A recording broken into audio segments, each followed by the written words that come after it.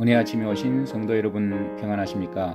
오늘은 시편 121편 말씀으로 하나님의 은혜를 묵상하도록 하겠습니다. 시편 121편 말씀은 표제의 성전으로 올라가는 노래라고 되어 있습니다. 총 15편 중에 두 번째 시인데요. 이 표제는 킹제임스 성경에는 그냥 올라가는 노래라고 되어 있습니다.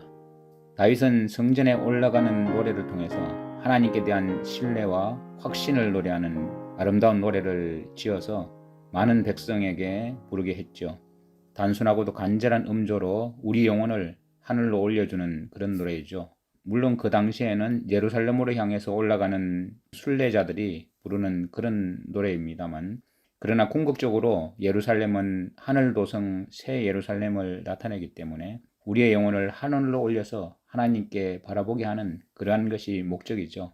이 시는 히브리 시 중에 가장 소중한 시로 알려져 있고, 다윗이 사무엘의 죽음을 알게 된 직후에 바람 광야에서 이 121편을 지었다고 알려져 있습니다. 다윗이 가장 큰 영향력을 가진 자신의 이 땅에 있는 친구 중에, 정말 조언자 중에 가장 소중한 분을 떠나보내고 나서 다윗이 그때 깨달은 것이 자신에게 남아있는 것은 오직 여호와 하나님밖에 없다는 사실을 절실하게 깨달았던 것이죠. 그래서 다윗은 어떤 절체절명의 순간에 하늘을 바라보면서 창조주 하나님의 도움을 바라는 그런 애절한 심정을 이렇게 표현하고 있는 것이죠. 그 당시에 예루살렘으로 올라가는 사람들은 정말 주님을 향한 그 간절한 마음으로 순례길에 나타난 그 장엄한 산들과 바위들을 보면서 그 아름답고 장엄한 산들을 지으신, 천지를 지으신 여호와께 얼마나 감사하는 노래를 부르면서 올라갔겠습니까? 우리에게 권능의 하나님, 모든 것이 넉넉하신 하나님께서 우리를 보호하고 계시기 때문에 우리를 그분께 맡기라는 그런 메시지가 담겨 있죠. 그래서 다윗은 평생을 그렇게 행하면서 정말 너무나 많은 은혜를 발견하고 주옥 같은 이 시편들을 기록했던 것이죠. 여기 보면 1절, 2절과 3절 이후의 내용이 주어가 다릅니다. 다시 말해서 1절은 내가 산을 향하여 눈을 돌리라. 나의 도움이 어디서 올까? 나의 도움은 천지를 지으신 여호와에게서로다. 이렇게 고백을 하는데 3절부터는 주어가 너로 바뀝니다. 여호와께서 너를 실족하지 아니하게 하시며 너를 지키시는 이가 졸지도 아니하시리로다. 여호와께서 너의 출입을 지금부터 영원까지 지키시리로다. 그래서 이 시는 아마 예루살렘으로 순례자가 올라가면서 교창으로 불렀던 그런 노래인 것 같습니다. 내가 산을 향하여 눈을 들리라 하고 고백을 하면 또 다른 무리가 여호와께서 너를 실족하지 아니하게 하시며 이렇게 불렀던 것이겠죠. 바로 이러한 하나님은 우리를 실족하지 않게 하시고 지키시는데 졸지도 아니하시고 주무시지도 아니하신다는 것이죠. 한순간도 어김없이 우리를 보호하시고 실족하지 않게 붙들어 주시는 그 하나님의 자비로운 은혜를 이렇게 나타내고 있는 것입니다. 일거수일투족을 일일이 살펴보시고 보호하시는 하나님의 그 자비로운 은혜를 우리가 참 얼마나 감사해야겠습니까? 그래서 여호와는 너를 지키시는 분이시라고 계속해서 반복해서 노래하고 있습니다.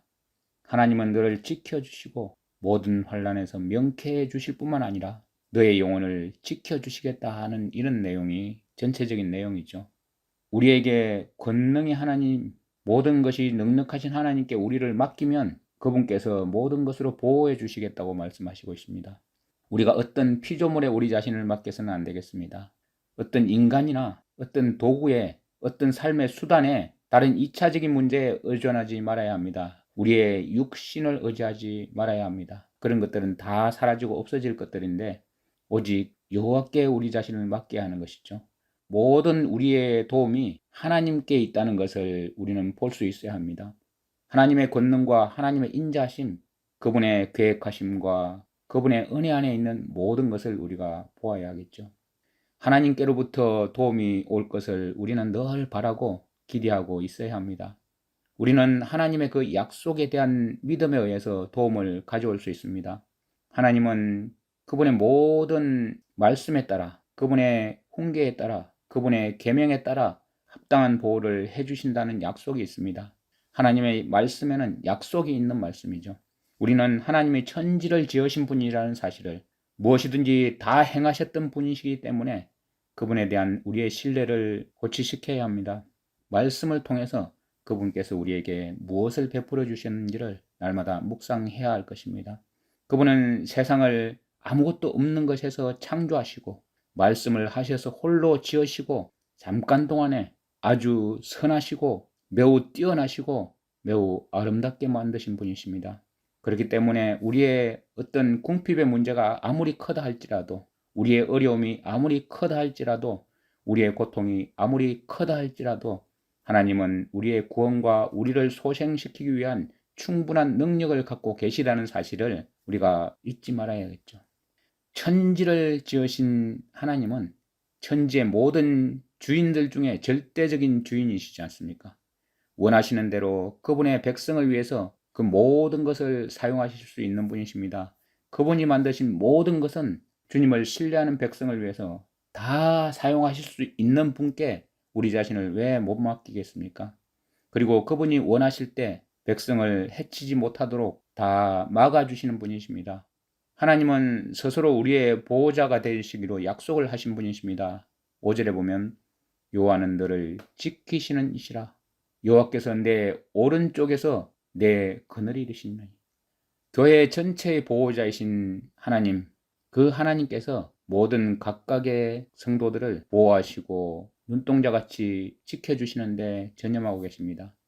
그래서 교회를 지키시겠다 하는 그 약속으로 그렇게 지켜주시기 위해서 같은 지혜, 같은 능력, 같은 약속으로 지켜주십니다.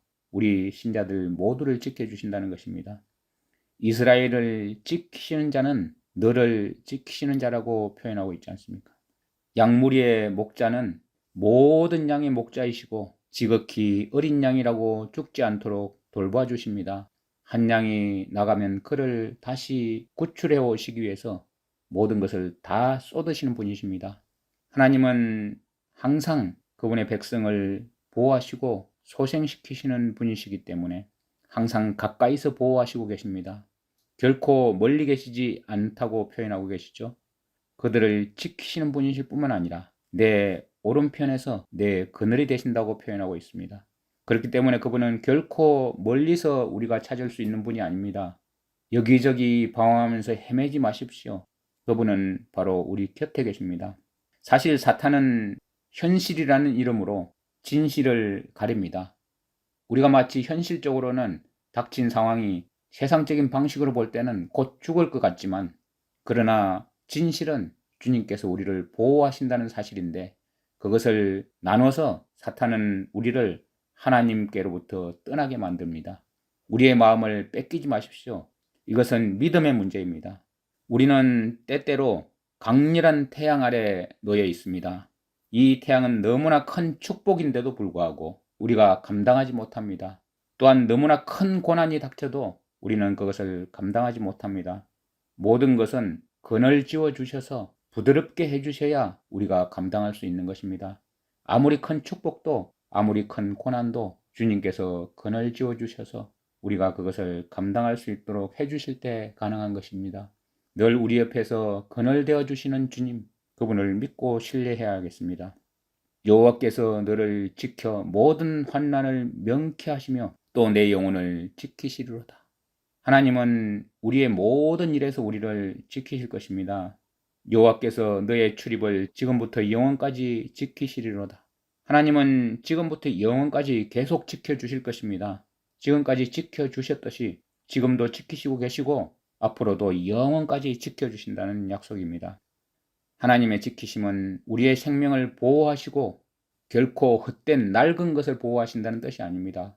우리가 허물어져가는 육체대로 계속 그대로 유지하게 해주신다는 뜻이 아니라 교회를 지키시겠다 하는 그 약속으로 우리를 날로 새롭게 해주신다는 것입니다.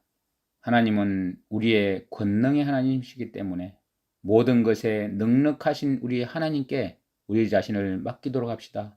그러면 그분께서 우리를 보호해 주시는 그 은혜 안에서 날마다 내가 산을 향하여 눈을 들리라.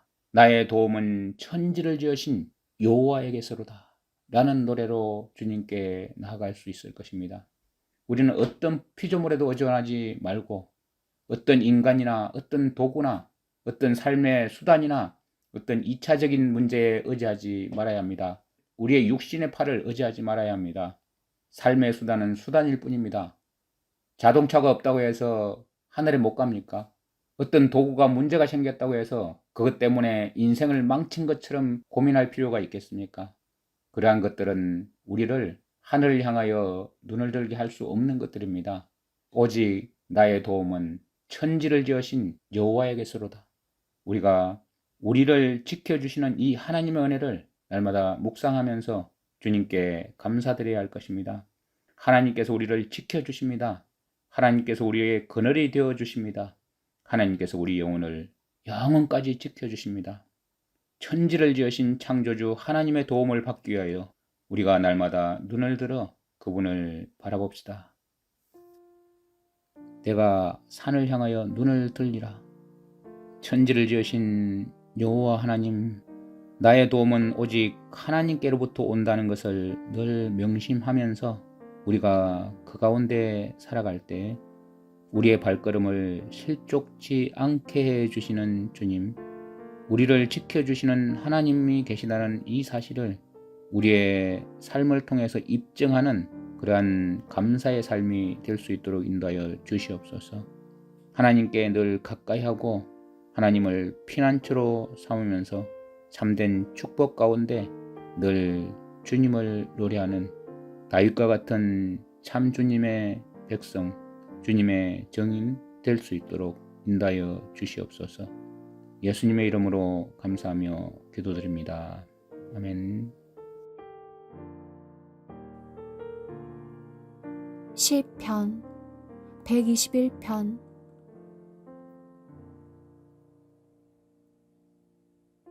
내가 산을 향하여 눈을 들리라.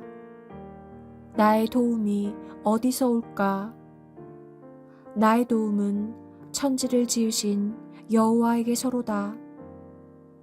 여호와께서 너를 실족하지 아니하게 하시며 너를 지키시는 이가 졸지 아니하시리로다. 이스라엘을 지키시는 이는 졸지도 아니하시고 주무시지도 아니하시리로다. 여호와는 너를 지키시는 이시라.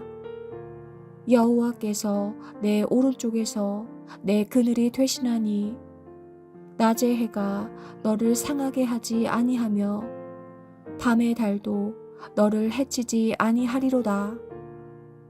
여호와께서 너를 지켜 모든 환난을 면하게 하시며 또 내 영혼을 지키시리로다. 여호와께서 너의 출입을 지금부터 영원까지 지키시리로다.